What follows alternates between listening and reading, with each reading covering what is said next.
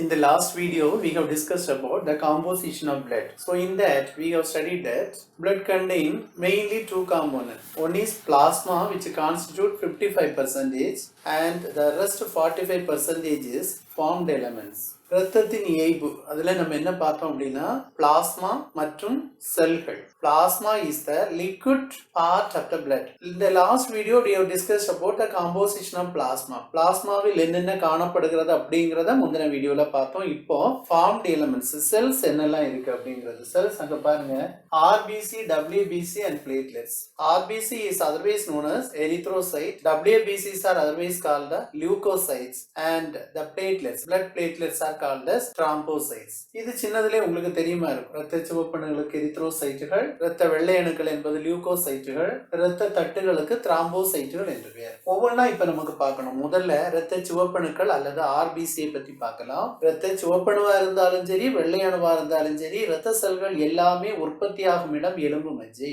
All blood cells, whether it is WBC or RBC, whatever may be, that will be formed in the bone marrow. அப்போ RBC is also formed in the bone marrow. And if you take a healthy man and woman, what will be the number of RBC in their blood? அப்படின்னு பார்க்கும்போது ஒரு cubic milli litre, ஒரு கன milli litre ரத்தத்துல 5 முதல் 5.5 million இரத்த சிவப்பணுக்கள் ஆண்களில் காணப்படும். 4.5 to 5 மில்லியன் இரத்த சிவப்பணுக்கள் பெண்களில் காணப்படும். The average number of RBC in man is 5 million to 5.5 million and in women 4.5 to 5 million. நம்ம அதை படிச்சிருப்போம். அதாவது இந்த அளவை விட இரத்த சிவப்பணுக்கள் நம்முடைய இரத்தத்துல குறிப்பிட்ட அளவு இருக்கணும். ஒரு கன மில்லி லிட்டர்ல இதை விட அது குறையுதுன்னு வைங்களேன். இப்ப ஆண்கள்ல 5 விட ரொம்ப குறைஞ்சிருது, பெண்கள்ல 4.5 மில்லியனை விட ரொம்ப குறைவா இருக்கு அப்படின்னா that condition is called anemia. இரத்த சோகை அப்படின்னு சொல்லுவோம். இரத்தம் இல்லை, இரத்த சோகை அல்லது அனீமியா அப்படின்னு சொல்லுவோம். If the number of RBC is above this particular level, இந்த அளவை விட அதிகமாக, ரொம்ப அதிகமா இருந்ததுன்னா அதுக்கு நம்ம பாலிசைத்தீமியா அப்படின்னு சொல்லுவோம். குறைவாக இருந்தால் அனீமியா, அதிகமா இருந்தா பாலிசைத்தீமியா அப்படின்னு சொல்லுவோம். இப்போ இரத்த சிவப்பணு அல்லது ஆர்பிசி எடுத்து பார்க்கும்போது அதுக்கு ரொம்ப முக்கியமான ஒரு ஃபேக்டர், மனிதனில் அல்லது பாலூட்டிகளில் இரத்த சிவப்பணுகளுக்கு உட்கரு கிடையாது. there is no nucleus in RBC of human being. no nucleus. கூடவே கொடுத்திருக்காங்க mitochondria, ribosome and endoplasmic reticulum. அப்போ இரத்த சிவப்பணுக்கு படம் போட்டோம்னா நியூக்ளியஸ் கிடையாது, உட்கரு இருக்காது. ஆனா உட்கரு மாதிரி ஒரு அமைப்பு நமக்கு தெரியும் பாருங்க. இப்ப உதாரணத்துக்கு இது இரத்த சிவப்பணு அப்படின்னு நம்ம போட்டோம் அப்படின்னா உட்கரு கிடையாது, ஆனா உட்கரு மாதிரி ஒரு அமைப்பு அங்க இருக்கும். அந்த உட்கரு மாதிரி இருக்கக்கூடிய அமைப்பு என்ன அப்படின்னு கேட்டா ஹீமோகுளோபின் தான்.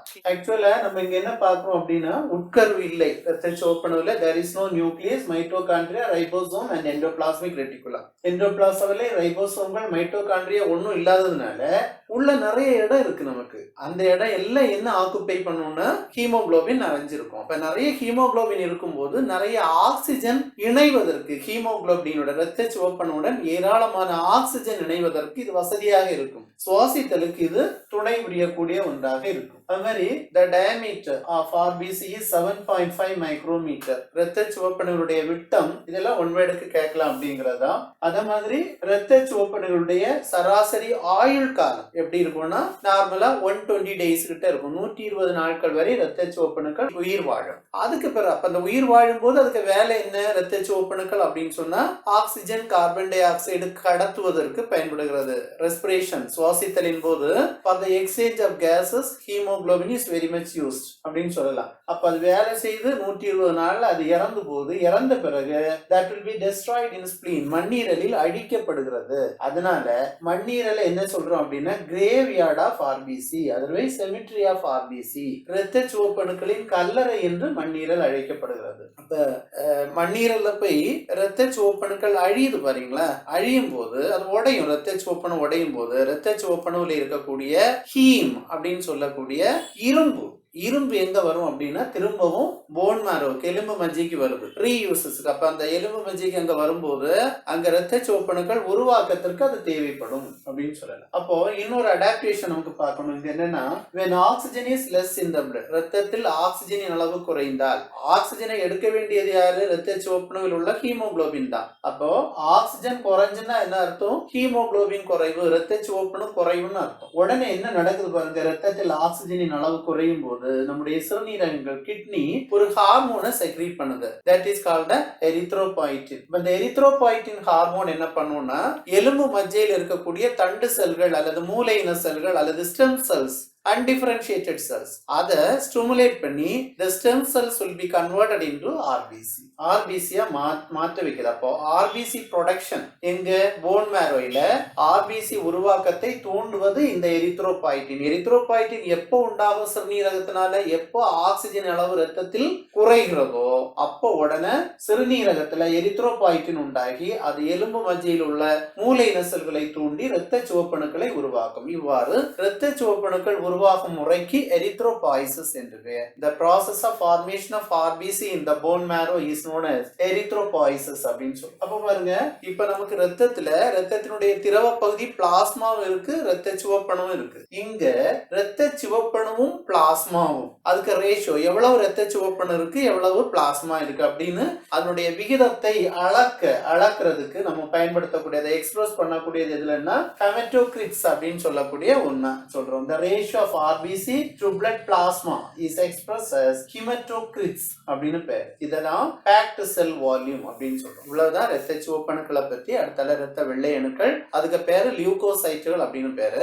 இந்த இரத்த வெள்ளை அணுக்கள் எத்தகைய செல்கள்? அமீபாய்டு செல்கள் அப்படின்னு சொல்லும்போது சரியான உருவம் அதுக்கு கிடையாது. Here it is nucleated. உட்கரு உண்டு. இரத்த சிவப்பணுவில் உட்கரு இல்லை, வெள்ளை அணுக்களில் உட்கரு உண்டு.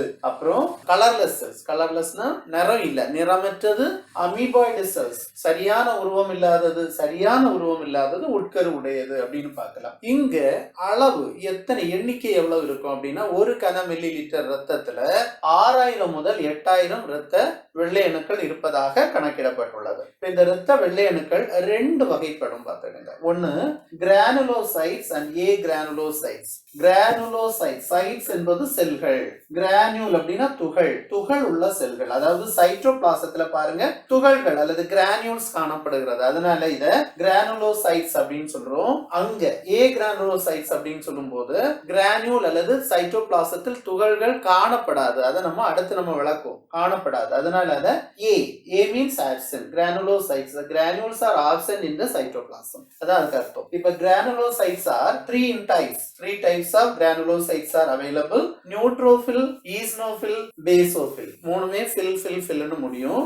A granulocytes are monocytes and lymphocytes. அது ரெண்டும் sites னு முடியும். இந்த neutrophil, eosinophil, basophil, monocyte, lymphocyte இத இவ்வளவுதான் பார்த்தோம்னா நம்ம எதுல அதிக எண்ணிக்கையுடைய செல்கள் இரத்த வெள்ளை அணுக்கள் காணப்படுகிறது அப்படின்னு நீங்க பாத்தீங்கன்னா எதுல இருக்கும்னா நியூட்ரோஃபில் தான் அதிக எண்ணிக்கையில் இருக்கும். பாருங்க 60% to 65%. அதிக எண்ணிக்கையில் இருக்கக்கூடிய இரத்த வெள்ளை அணுக்கள், இரத்தத்தில் இருக்கும் இரத்த வெள்ளை அணுக்கள் எதுன்னு கேட்டாக்கி நியூட்ரோஃபில் தான் அதிக எண்ணிக்கையில் இருக்கக்கூடியது. ரொம்ப குறைவா இருக்கிறது பேசோஃபில். அந்த லாஸ்ட்ல பாருங்க 0.5 to 1%. ரொம்ப குறைவா இருக்கும். அதிக எண்ணிக்கை இருப்பது நியூட்ரோஃபில், குறைவாக இருப்பது பேசோஃபில். அப்புறம் பெருசு சைஸ்ல பெருசு எதுன்னா மோனோசைட், ரொம்ப சின்னது எதுன்னா லிம்போசைட். ரெண்டும் பக்கத்திலே இருக்குது. இப்போ ஒவ்வொன்னா பார்க்கலாம் நமக்கு. அப்ப இதுல எண்ணிக்கையில் அதிகம் நியூட்ரோஃபில், எண்ணிக்கையில் குறைவு பேசோஃபில், அதிக உருவத்தில் பெரியது மோனோசைட், உருவத்தில் சிறியது லிம்போசைட் அப்படின்னு பார்க்கலாம். இப்போ neutrophils are called as polymorphonuclear neutrophils அப்படின்னு சொல்லப்படுகிறது. இங்க பாருங்க, if you take the structure of neutrophil, here you have prominent nucleus இருக்குது. அந்த நியூக்ளியஸ்ல பாத்தீங்கன்னா here it is trilobed, 3 கதுப்புகளாக இருக்கிறது. இந்த நியூட்ரோஃபில்ல 3 அல்லது 4 கதுப்புகள் இருக்கும். நியூக்ளியஸ் உட்கரு 3 அல்லது 4 கதுப்புகள். 3 or 4 lobed nucleus will be there. Actually here you have the granules. அதனால இது கிரானுலோசைட்ஸ்ல வரக்கூடியதாக இருக்கிறது. அப்ப ஒரு உட்கரு இன்னொரு உட்கரு அந்த லோபா இருக்கு இல்லையா, அதை கனெக்ட் பண்ணக்கூடியது thread, delicate thread like structure. ரொம்ப மெலிசா இருக்கக்கூடிய த்ரெட் மாதிரி இருக்கக்கூடிய ஸ்ட்ரக்சர்ஸ் அதை என்ன பண்ணுதுன்னா இணைக்கிறது. The main function of the neutrophil is phagocytic. Phagocytic means cell eating. ஏதாவது பாக்டீரியா, நோய் உண்டாக்கக்கூடிய பாக்டீரியா பாக்டீரியா நம்ம ரத்தத்துக்குள்ள வரும்போது அதை பிடிச்சு விழுங்கி டைஜஸ்ட் பண்ணிடும். நியூட்ரோஃபிலும் சரி மோனோசைட்டும் சரி இந்த ரெண்டுமே பாகோசைட்டிக் தான். Phagocytic and found large in number அப்படின்னு சொல்லியிருக்காங்க. அதிகமான எண்ணிக்கையில இது இருக்குது 60 to 65%. Second one is eosinophil. ஈஸ்னோஃபில்ல நீங்க பாருங்க இதுவுமே கிரானுலோசைட்ஸ் தான். Nucleus is only bilobe. அங்க 2 லோப் மட்டும் தான் இருக்கும். இங்க 3 to 4 லோப் இருக்கும், அங்க 2 லோப் தான் இருக்கும். ஆக்சுவலி லியூகோசைட்ஸ் அல்லது WBC நம்ம எப்படி கண்டுபிடிக்கிறதுல only by seeing the nucleus. அதனால இஷ்டத்துக்கு நம்ம WBCகளுக்கு படம் வரையும் போது நம்ம இஷ்டத்துக்கு நியூக்ளியஸ் போடக்கூடாது, கரெக்டா தான் போடணும், எப்படின்னு பார்த்து தான் போடணும். இங்க பாருங்க பைலோப்டு நியூக்ளியஸ் இருக்கு, அதுக்கு பெர்சன்டேஜ் 2 to 3% தான் இருக்கு.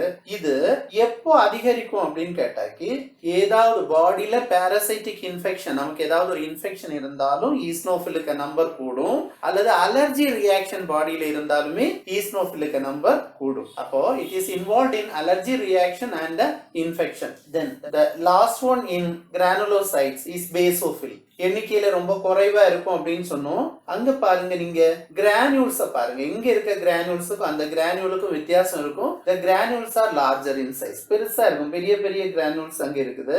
அது மாதிரி லோப்டு நியூக்ளியஸா இருந்தாலும் த்ரெட் ரொம்ப த்ரெட்டா டெலிகேட் த்ரெட் அதை அட்டாச் பண்ற மாதிரி இருக்காது, லோப்டு நியூக்ளியஸா இருக்கக்கூடிய ஒண்ணு. அங்க நீங்க பாத்தீங்கன்னா 3 கெமிக்கல் அலாரம்ஸ் சிக்னல்ஸ் இருக்கும் பாருங்க, அதாவது ஹெப்பாரின், செரோட்டினின், ஹிஸ்டமைன். இந்த 3 எதுக்கு யூஸ் ஆகும் அப்படின்னு கேட்டா ஃபார் இன்ஃப்ளமேஷன், வீக்கம் ஏற்படுவதற்காக. நம்ம இதுல வீக்கம் ஏற்படுவதனால செகண்ட் இயர்ல அந்த பாடம் ஒரு இம்யூனாலஜில வரும் நமக்கு, இன்ஃப்ளமேட்டரி பேரியர் அப்படின்னு. அதாவது ஒரு புண்ணு வரும்போது அந்த இடத்துல வீக்கம் வரும் பாருங்க. வீக்கம் எதுக்காக அப்படின்னு சொல்லும் போது புரோட்டியோலைட்டிக் என்சைம்ஸ் அதுல இருந்து ஃபார்ம் ஆகும். அந்த வீக்கம் இருக்க இடத்துல நம்ம இதெல்லாம் மோனோசைட்டு, நியூட்ரோஃபில் இந்த மாதிரி இருக்கக்கூடிய WBC எல்லாம் அங்க இருக்கும். ஏதாவது பாக்டீரியா உள்ள போச்சுன்னா அதை அட்டாக் பண்ணி டெஸ்ட்ராய் பண்ணிடும், பிடிச்சு சாப்பிட்டுரும். அப்போ வீக்கம் ஏற்பட காரணமாக இருக்கக்கூடிய heparin, serotonin, histamine and everything will be found in basophil. அப்ப இந்த basophil is responsible for inflammation அப்படின்னு சொல்லலாம். அடுத்து நமக்கு மோனோசைட் அண்ட் லிம்போசைட்டை பார்ப்போம். கிரானுலோசைட்ஸ்ல நம்ம எதை பார்த்தோம்? துகளுள்ள இரத்த வெள்ளை அணுக்கள்ல நியூட்ரோஃபில், பேசோஃபில், ஈஸ்னோஃபில் அந்த 3ஐயும் பார்த்தோம். இப்ப நமக்கு துகளற்ற இரத்த வெள்ளை அணுக்கள் அப்படின்னு பார்க்கும்போது மோனோசைட்டுகள் மற்றும் லிம்போசைட்டுகள். இப்போ மோனோசைட்டு தான் பெரியது, லிம்போசைட்டு சிறியது அப்படின்னு நம்ம பார்க்கிறோம். இப்போ if you take the monocyte, the percentage is 1 to 3%. வெறும் 1 முதல் 3% மட்டும்தான் இருக்கு.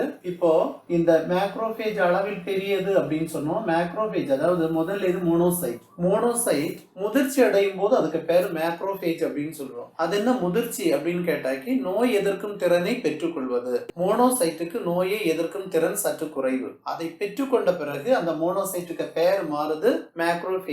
That is, after getting the immunocompetency, the monocytes are called as macrophage. And the macrophage are involved in phagocytic function. அதாவது இப்போ இதுதான் மோனோசைட், இது மேக்ரோபேஜ்னு வைங்க. மேக்ரோபேஜ்ல நீங்க பாருங்க அமீபாய்டு செல்ஸ்ல இருக்கிற மாதிரி ஒரு கேவிட்டி ஃபார்ம் ஆகுது. இப்போ இந்த இடத்துல ஒரு பாக்டீரியா வந்துன்னா that will be engulfed. பாக்டீரியாவை விழுங்கிடும். விழுங்கின பிறகு மேக்ரோபேஜுக்குள்ள டைஜஸ்டிவ் என்சைம்ஸ் இருக்கும், செரிப்பதற்கான நொதி இருக்கும். அது அந்த பாக்டீரியாவை டைஜஸ்ட் பண்ணி அழிச்சிடும். இப்போ இதுதான் அதுக்கு மெத்தட் அப்படிங்கிறது. அப்ப இந்த macrophage is the largest cells and phagocytic in function. செல்களை விழுங்குவதில் ஈடுபடுகிறது. செல்களை விழுங்குவதில் ஈடுபடும் செல்கள் யாவைன்னு கேட்டா இந்த மேக்ரோபேஜ் அல்லது மோனோசைட்ஸ் அண்ட் நியூட்ரோஃபில் நம்ம ஏற்கனவே எங்க பார்த்துட்டோம். அப்போ இந்த மேக்ரோபேஜ் ஒவ்வொரு இடத்துலயும் இருக்கும்போது அதுக்கு ஒவ்வொரு பேர் பாருங்க. சென்ட்ரல் நர்வஸ் சிஸ்டம் அதாவது மூளை மற்றும் தண்டுவடத்துல இந்த மேக்ரோபேஜ் இருக்கும்போது அப்ப அதை நம்ம மேக்ரோபேஜ்னு சொல்ல மாட்டோம், மைக்ரோக்ளியா அப்படின்னு சொல்லுவோம். அதே மேக்ரோபேஜ் லிவர்ல இருக்கக்கூடிய பைகள், பைக்குழிகள் அப்படின்னு சொல்லுவோம். அததான் நம்ம சினோசாய்ட்ஸ் ஆஃப்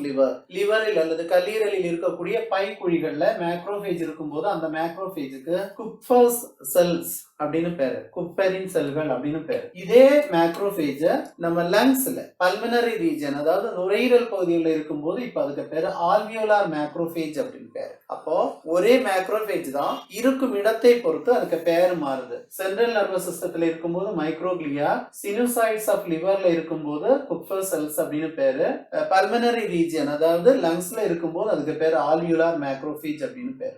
அடுத்து நம்ம என்ன பார்க்கிறோம் அப்படின்னா lymphocytes. Lymphocytes R the the smaller cells and which lack granules. Granules அதுல இருக்காது அல்லது துகள்கள் அதுல இருக்காது. எல்லா இரத்த செல்களை போன்று லிம்போசைட்டுகளும் போன் மேரோ அல்லது எலும்பு மஜ்ஜையில தான் உருவாகுது பாருங்க. எலும்பு மஜ்ஜையில உருவாகி விட்டு சில லிம்போசைட்டுகள் எலும்பு மஜ்ஜையிலேயே முதிர்ச்சி அடைகிறது. That is, the lymphocytes are formed in the bone marrow and matured in the bone marrow itself. What is maturation? The getting immunocompetency. நோய் எதிர்ப்பு திறனை பெற்றுக்கொள்வது. அப்போ உருவாகிறதும் போன் மேரோல தான், நோய் எதிர்க்கும் ஆற்றலை கற்றுக்கொள்வதும் போன் மேரோல தான். அத்தகைய செல்களுக்கு போன் மேரோ லிம்போசைட்ஸ் அல்லது பி செல்ஸ் அப்படின்னு பேர். இந்த பி செல்ஸ் என்ன பண்ணும் அப்படின்னா பிளாஸ்மா செல்களை உருவாக்கும். பிளாஸ்மா செல்களும் இம்யூனிட்டியை கொடுக்கக்கூடிய, நோய் எதிர்ப்பாற்றலை கொடுக்கக்கூடிய செல்கள். அந்த பிளாஸ்மா செல்கள் ஆன்டிபாடி அல்லது எதிர்ப்பொருளை உருவாக்கும். இந்த எதிர்ப்பொருள் என்ன செய்யும்னா பாடியில வரக்கூடிய பாக்டீரியா இருக்கு இல்லையா, பாக்டீரியா சில வகை நச்சு பொருளை டாக்ஸின்ஸை உண்டாக்கும். அந்த டாக்ஸின்ஸை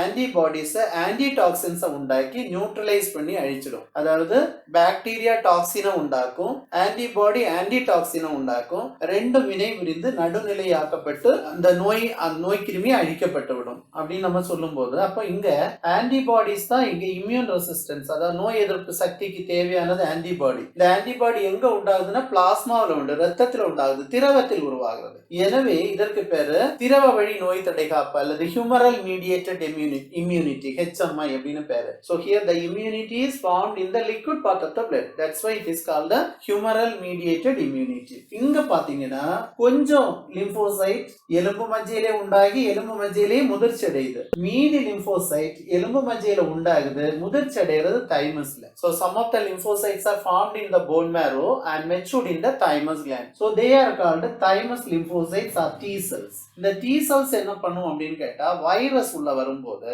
அந்த வைரஸ் தாக்கி இருக்கக்கூடிய செல்களை அழிப்பதற்கு இந்த T லிம்போசைட்டுகள் பயன்படுகிறது, T செல்கள் பயன்படுகிறது. இவ்வாறு அப்ப இங்க ஆன்டிபாடி ஃபார்மேஷன் கிடையாது, ரத்தத்துல ஆன்டிபாடி ஃபார்மேஷன் கிடையாது. அப்போ செல்களை அழிப்பதால் இதுக்கு பேரு செல் மீடியேட்டட் இம்யூனிட்டி, செல் வழி நோய் தடைகாப்பு என்று பேர். எனவே both for CMI and HMI, செல் வழி நோய் தடைகாப்பு, திரவ வழி நோய் தடைகாப்புக்கு ரெண்டுக்குமே பயன்படக்கூடியது லிம்போசைட்டுகள் தான். லிம்போசைட் ரெண்டு வகை, ஒன்னு போன் மேரோ லிம்போசைட், இன்னொன்னு தைமஸ் லிம்போசைட்ஸ். எவ்வளவுதான் ரத்த வெள்ளை அணுக்கள். இனி பார்க்கிறது ரத்த தட்டுக்கள் அல்லது பிளட் பிளேட்லெட்ஸ் அல்லது த்ராம்போசைட்ஸ் அப்படின்னு பேரு. Thrombocytes are formed from a special type of cells found in bone marrow.